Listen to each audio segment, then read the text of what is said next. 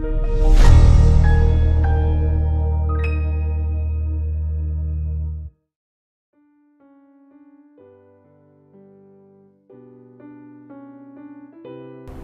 pagi sahabat Saroha yang dikasihi Tuhan kita, Yesus Kristus. Sebelum kita mendengarkan firman Tuhan, kita terlebih dahulu berdoa. Kita berdoa. Kasih karunia bagimu dan damai sejahtera yang dari Allah Bapa di dalam Kristus Yesus Tuhan kita. Amin. Sahabat Saroha yang dikasihi Tuhan kita, firman Tuhan yang menjadi nats renungan untuk hari ini tertulis di dalam 1 Petrus pasal yang kedua, ayat yang ke-24. Demikian firman Tuhan. Ia sendiri telah memikul dosa kita di dalam tubuhnya di kayu salib, supaya kita yang telah mati terhadap dosa, hidup untuk kebenaran. Oleh bilur-bilurnya, kamu telah sembuh. Demikian firman Tuhan. Sahabat Saroha yang dikasihi Tuhan kita, Yesus Kristus.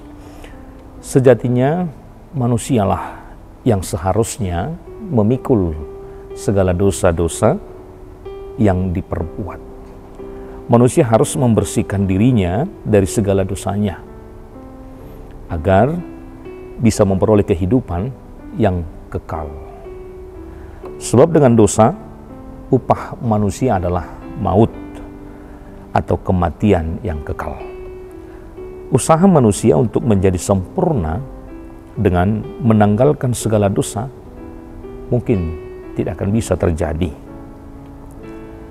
Satu-satunya cara membersihkan manusia dari keberdosaannya hanyalah bagaimana Yesus memikul dosa itu semua di kayu salib.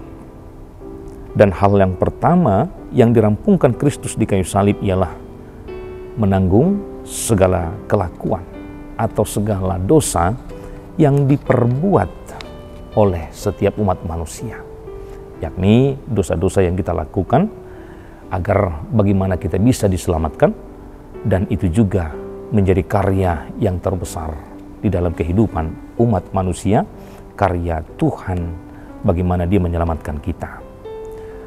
Pada saat yang sama, Kristus disalib menyingkirkan sifat dosa di dalam kehidupan kita, yaitu dosa yang diwariskan juga yang sudah kita perbuat di dalam kehidupan kita, agar kita diselamatkan dari sifat dosa yang sudah ada di dalam kehidupan kita. Maka Kristus sendiri yang menanggung dosa-dosa di dalam kehidupan kita, juga menyingkirkan sifat dosa di dalam kehidupan kita di atas kayu salib. Ia menerima kutuk yang harus dipikul berdasarkan hukum Taurat yang sudah Taurat Allah atas kejatuhan dan juga dosa-dosa kita. Kristus di kayu salib bukan hanya membereskan dua aspek dosa kita, juga menyalibkan manusia lama kita agar tubuh dosa kita kehilangan fungsinya, sehingga kita tidak perlu lagi diperbudak oleh dosa, karena Kristus mengambil dosa-dosa kita ke dalam tubuhnya sendiri dan membawanya pergi naik ke bukit Kalvari, yaitu di kayu salib, dan di sana Ia telah membayar lunas harga dosa-dosa kita. Inilah yang disebut dengan substansi atau penggantian penebusan. Dia yang tidak bernoda tetapi rela menebus dosa-dosa kita. Karena itu, apa yang mau kita perbuat ketika kita memahami bahwa kita juga mendapatkan kasih karunia Allah. Kita juga mendapatkan bagaimana karya penyelamatan yang Tuhan sudah tanggungkan di dalam kehidupannya. Bagaimana juga kita memberikan respon atau sikap ketika kita memahami bahwa anugerah Tuhan itu sungguh luar biasa, yang menanggung segala dosa-dosa kehidupan kita, agar kita tidak bernoda, agar kita juga jauh dari perhambaan dosa. Untuk itu apa yang harus kita perbuat? Apa yang harus kita lakukan? Maka sepantasnya kita harus bersyukur. Maka kita sepantasnya juga harus mengucap syukur dan berterima kasih kepada Tuhan, yang rela memikul dosa-dosa kita, hanya untuk agar kita memperoleh kehidupan yang kekal. Sahabat Saruha, kita tahu bahwa dosa kita telah ditebus di kayu salib oleh Tuhan Yesus Kristus. Karena begitu besarnya cara Tuhan mengasihi kita, dan Dia sungguh ingin menyelamatkan kehidupan kita, maka Dia rela untuk menanggung itu semua di kayu salib.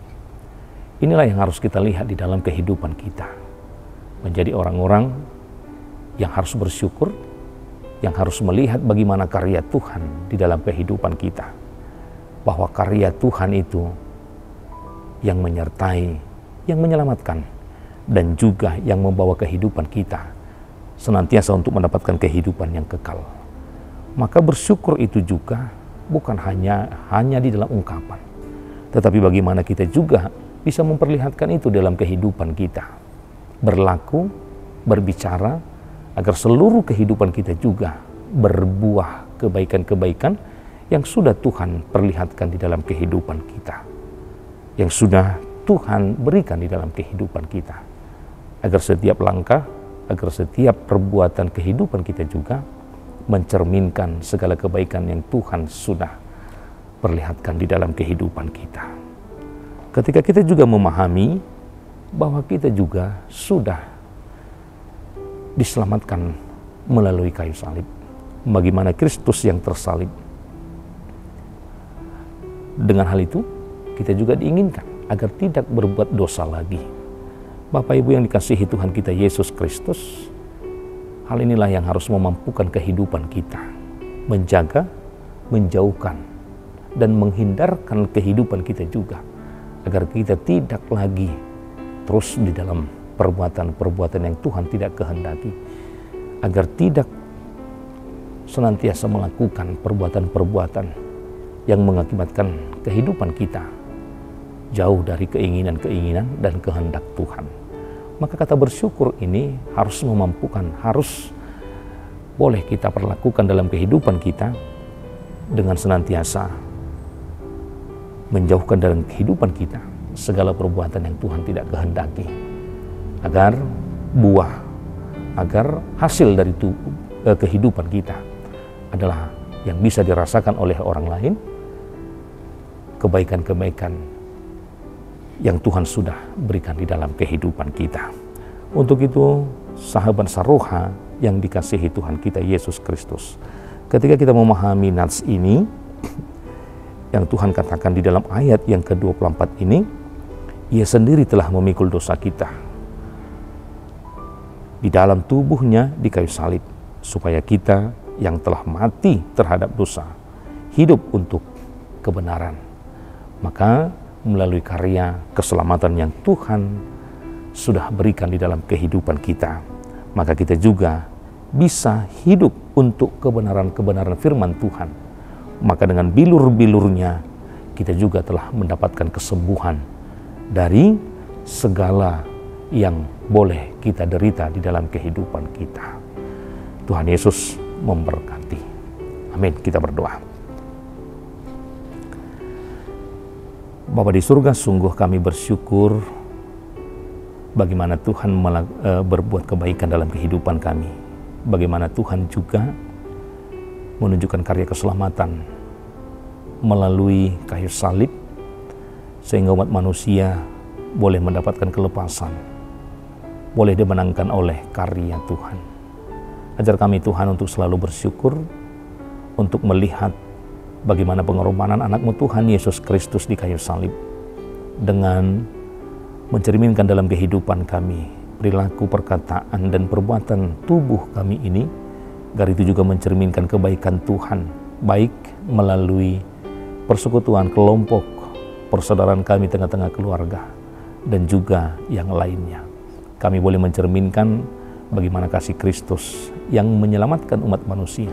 Demikian kami juga boleh mencerminkan setiap perilaku-perilaku yang mengasihi antara yang satu dengan yang lain. Mampukan kami Tuhan agar senantiasa berlaku kebaikan. Melalui firman-Mu kami senantiasa diajarkan agar melalui perbuatan yang boleh kami lakukan dalam kehidupan kami, kami juga sudah berlaku sesuai dengan apa yang Tuhan kehendaki. Melalui segala perbuatan kehidupan kami yang boleh kami lakukan sesuai dengan firman Tuhan, kami juga sudah melakukan segala kehendak Tuhan di dalam kehidupan kami.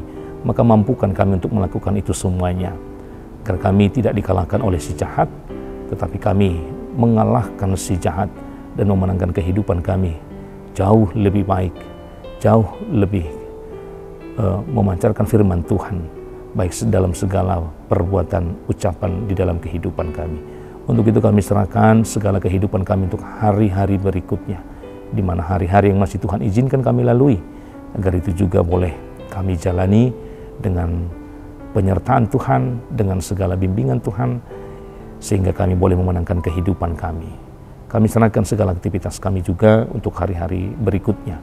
Apapun yang akan kami lakukan, Tuhanlah yang menyertai kami, mengawali dan mengakhiri segala yang boleh kami lakukan dalam kehidupan kami, agar itu juga boleh berbuah kebaikan yang boleh kami pakai di dalam kehidupan kami. Terpujilah namamu hingga selama-lamanya. Amin.